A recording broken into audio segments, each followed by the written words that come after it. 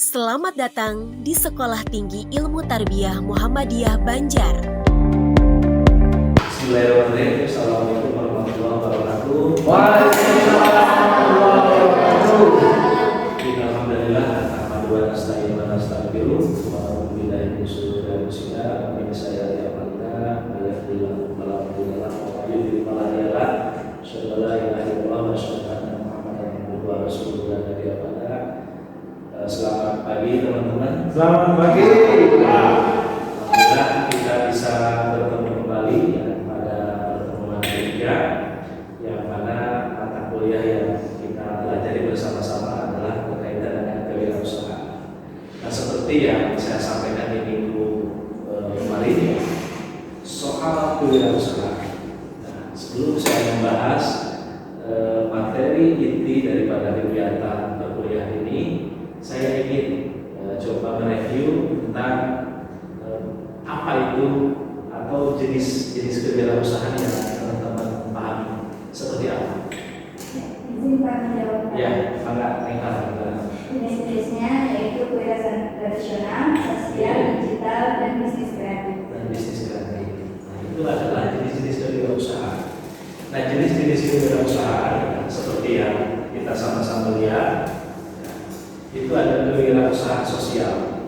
Jadi kewirausahaan sosial itu ada berdampak sosial, inovatif dan berkelanjutan. Nah, bagaimana kewirausahaan sosial itu bisa dikatakan harus ada dampak secara sosial. Artinya ketika teman-teman menjadi seorang entrepreneur atau teman-teman menjadi seorang pengusaha, maka dampak sosial ini yang harus diperhatikan. Dengan cara apa? Kita harus memperhatikan soal keberlanjutan sosial atau lingkungan kita dengan memberikan program corporate social responsibility atau pertanggungjawaban sosial perusahaan. Nah, itu akan mengurangi potensi-potensi permasalahan yang terjadi di lingkungan sekitar perusahaan. Lalu yang kedua, soal bagaimana kewirausahaan sosial itu harus punya inovatif. Inovatif itu adalah sebuah gagasan bagi seorang entrepreneur agar pendekatan kreatif untuk menciptakan perubahan. Yang ketiga, soal berkelanjutan, menghentikan dampak jangka panjang daripada keuntungan jangka pendek. Ini perlu ada pelibatan stakeholder atau shareholder perusahaan agar usaha yang kita jalankan ini tidak ada dampak buruk, tapi bisa memberikan kebermanfaatan bagi lingkungan sekitar kita. Seperti yang tadi saya sampaikan di dampak sosial. Nah, berbicara kewirausahaan teknologi. Kewirausahaan teknologi ini adalah sesuatu yang tidak bisa ditawar-tawar. Karena hari ini kita memasuki era digital, maka digital ini menjadi penting bagi para pelaku usaha, bagi seorang entrepreneur dalam menjalankan kegiatan-kegiatan usaha, dalam menjalankan kegiatan-kegiatan bisnisnya. Tentu yang harus dimiliki oleh seorang entrepreneur yang mempunyai aspek teknologi yang pertama adalah inovatif, dinamis, dan beresiko tinggi. Nah, inovatif di sini adalah bagaimana kita bisa memanfaatkan teknologi mutakhir untuk menciptakan sesuatu yang baru. Ada yang bisa memberikan contoh yang tadi saya sampaikan, kewirausahaan teknologi itu harus punya inovasi. Lalu contohnya seperti apa? Ada yang bisa berpendapat? Saya kasih gambaran. Yang dimaksud dengan inovatif ini adalah ketika teman-teman menjadi seorang entrepreneur, menjadi seorang pengusaha, tentu kebaruan dalam melakukan bisnis itu harus juga dilakukan. Teman-teman harus juga bisa melihat pasar yang memungkinkan bisa kita masuki ini harus seperti apa.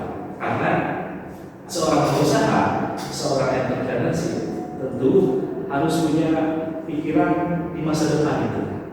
Contoh misalnya pasar atau konsumen dalam 1 tahun, 2 tahun, 3 tahun, bahkan 5 tahun ke depan ini dengan produk atau usaha yang kita miliki, ini akan dampaknya akan seperti apa?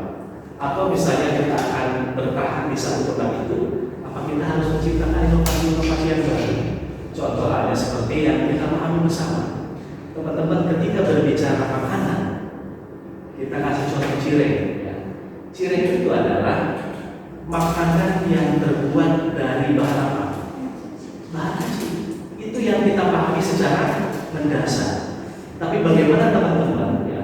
Teman-teman berhitung nih kebutuhan pasar itu tidak mungkin cireng itu hanya dasarnya hanya dari gaji saja. Berarti harus ada modifikasi agar cireng itu bisa juga dikembangkan di pasar-pasar ke depan. Contoh, hari ini sudah mulai bertebaran cireng isinya ada daging, ada api, ada keju. Mungkin ke depan cireng itu bisa berisikan coklat.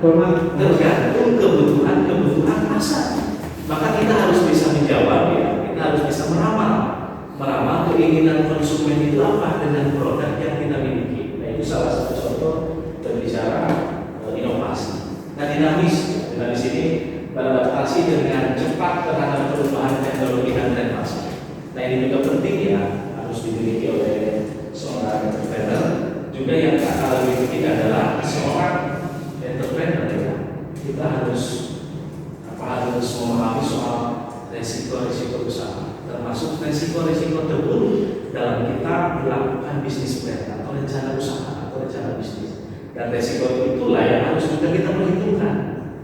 Resiko apa di 1 tahun usaha yang kita hadapi, 2 tahun, 5 tahun, resikonya apakah akan berdampak pada kemunduran usaha atau dampaknya itu semakin positif. Itu harus juga kita pikirkan secara jangka panjang. Maka resiko inilah yang harus coba kita pikirkan.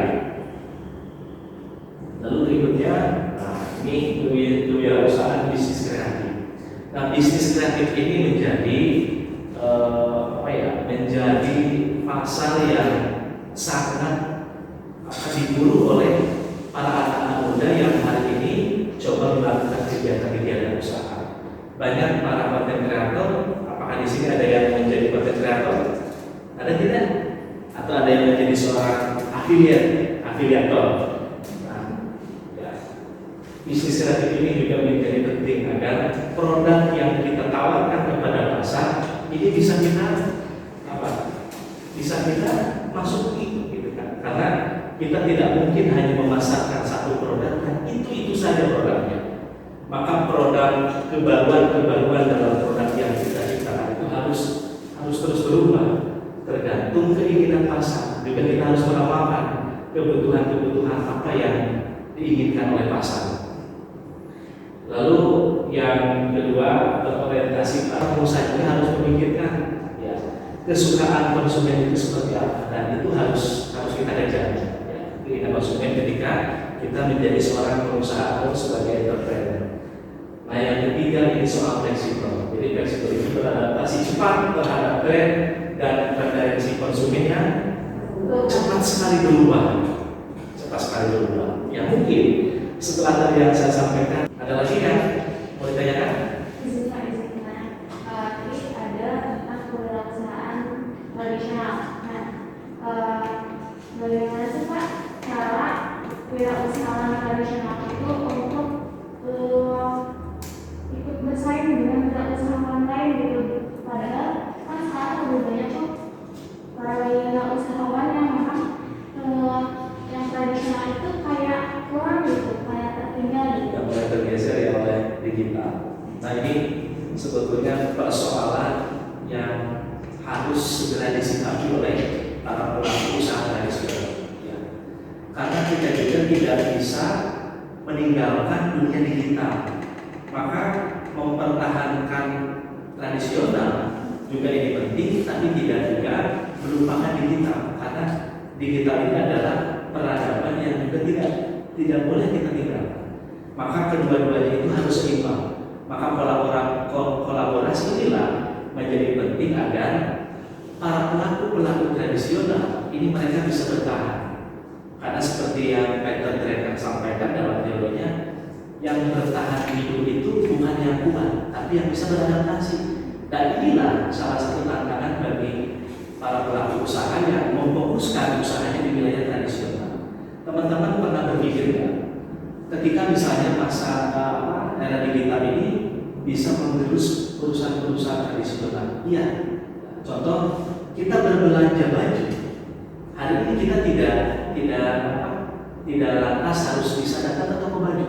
Ya, kita bisa pesan di di perangkat online, ya, di market online, baju yang kita pesan sudah datang tanpa kita harus berkunjung ke toko. Tapi bagaimana dengan nasib kelangsungan hidup para pedagang tradisional di pasar? Apakah mereka bisa bertahan hidup? Bisa. Maka pemerintah ini juga harus bisa menjadi katalisator. Bagaimana agar para pelaku tradisional itu juga tidak ketertinggalan dengan metode-metode digital. Mungkin nggak sih misalnya toko-toko para pedagang di pasar, kan di pasar juga ada orang yang berjualan produk, fashion, baju dan sebagainya. Pegawainya bisa nggak pemerintah mendidik mereka untuk menjadi seorang afiliator dengan berjualan di TikTok sambil nilai, kan itu sangat memungkinkan. Oke, misalnya Anda menjadi seorang pegawai di pasar dengan bunyi jongkok pakaian, kalau menunggu konsumen itu agak harus lama, menunggu pengunjung datang untuk melihat barang-barang yang kita baca. Tapi setidaknya ketika dunia digital itu sudah masuk kepada wilayah itu, dan itu bisa menjadi kesempatan bagi para pelaku usaha tradisional untuk menawarkan barangnya di wilayah digital. Nah, maka penting dan ini juga bagian tanggung jawab pemerintah agar bisa mengakses para pelaku tradisional ini bisa masuk ke wilayah digital. Ya, maka sangat memungkinkan ya, keterlibatan pemerintah memfasilitasi para usaha-usaha tradisional agar produknya juga tidak ketertinggalan. Karena berbicara pakaian, berbicara fashion itu sama saja. Mau barang yang dijual di mall, ya di pasar modern, sama barang yang dijual di pasar tradisional sama. Karena mereka belanjanya juga sama, bahan-bahannya juga sama. Hanya beda perwujudan tempatnya saja yang membedakan. Nah, tapi masyarakat hari ini kan lebih kepada praktis. Mereka membeli baju itu tidak harus datang ke mall. Mall itu hanya baru saja sambil jalan-jalan, sambil menikmati apa, baru kita bisa langsung datang ke tempat pasar modern. Tapi bagaimana nasib dengan pasar tradisional ketika akses digital itu tidak dimiliki oleh mereka yang di tradisional? Maka saya punya gagasan lagi-lagi ini menjadi tanggung jawab pemerintah agar bisa memfasilitasi para pedagang-pedagang tradisional agar mereka juga bisa mengakses jualannya secara digital dengan menjadi afiliator. Banyak di TikTok juga mereka yang di pasar ya mereka punya barang seadanya, tapi mereka live di TikTok gitu kan. Ada juga yang beli dan sebagainya. Jadi tidak hanya menunggu konsumen datang ke toko mereka, tapi melalui kanal-kanal digital itu juga bisa dimanfaatkan untuk pengembangan bisnis mereka yang tradisional. Yaitu salah satu upaya saja sebetulnya agar mereka tidak ketertinggalan secara teknologi. Seperti itu. Itu saja teman-teman yang bisa saya sampaikan di pertemuan hari ini. Dan kesimpulan yang akan saya sampaikan pada pertemuan ini adalah bahwa kita menjadi seorang entrepreneur itu yang pertama harus punya mental yang kuat. Ya, kita harus kuat dalam menjalankan proses usaha. Ya. Yang kedua, menjadi seorang pengusaha harus ada keterlibatan sosial demi menunjang usaha-usaha kita sebagai seorang entrepreneur.